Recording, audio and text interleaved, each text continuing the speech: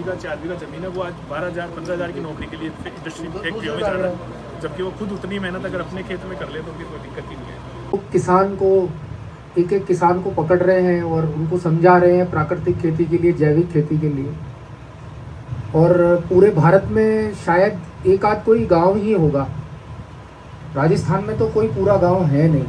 तो मेरे मन में विचार आया कि जब इतने अच्छे लोग हैं और किसानों के मन में थोड़ी सी रुचि है उस तरफ जाने की, तो क्यों ना हम पूरी पंचायत को या पूरे गांव को ही प्राकृतिक खेती के अंदर बदल लें और उसको एक राष्ट्रीय स्तर के ऊपर लेके आए।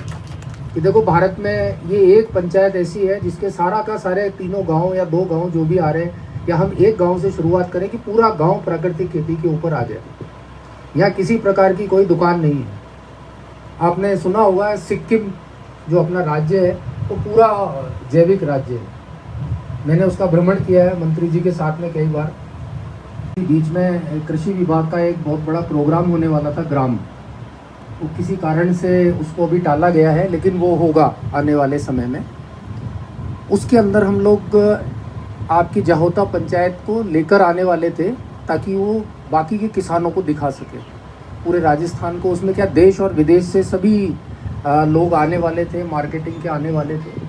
लेकिन जब भी अभी आगे मौका मिलेगा तो हम इस पंचायत को राष्ट्रीय स्तर पर और अंतर्राष्ट्रीय स्तर पर ले जाने की बात करने वाले हैं। नमस्कार, मेरा नाम है अनुष्का शुक्ला।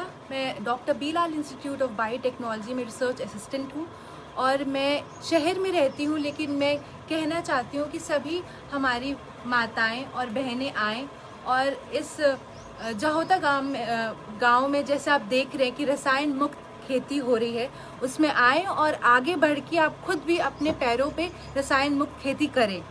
आपको यहाँ पे मदद मिलेगी ग्राम पंचायत द्वारा, आपको मदद मिलेगी बिलाल इंस्टीट्यूट और आपको मदद मिलेगी कृषि मूल्य। कितनी योजनाएं सरकार दे रही है जो महिलाएं कर सकती हैं। आप आएँ और इस चीज़ का लाभ उठाएं।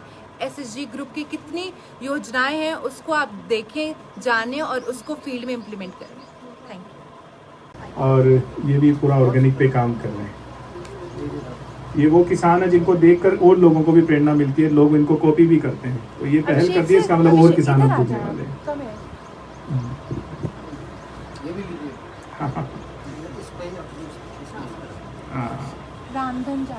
भावनाएं रखी। उसमें 1-2 चीजें सामने आई।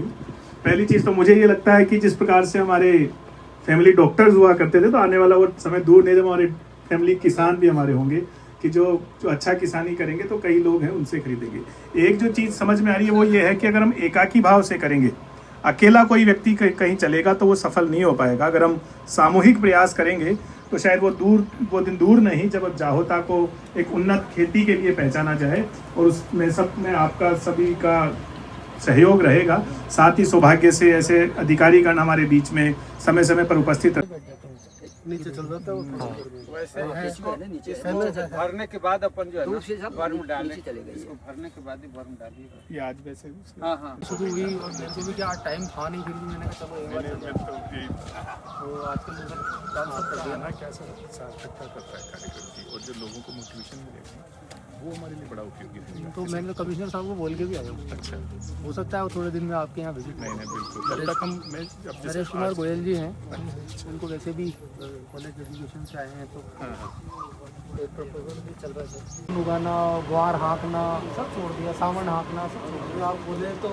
अभी जरूर के किसानी हो तो ऐसा लगा कि वास्तव मिट्टी से जुड़े हुए कहीं क्या कढ़ाई के अंदर होते हैं। हाँ, कहीं दिखाई मतलब जमीनी मेरे पापा भी कृषि नेपियर घास डालो, उसमें ये जीवामृत बीजामृत डाल के तैयार करो, थोड़ी दोपहर की खा सकते हो।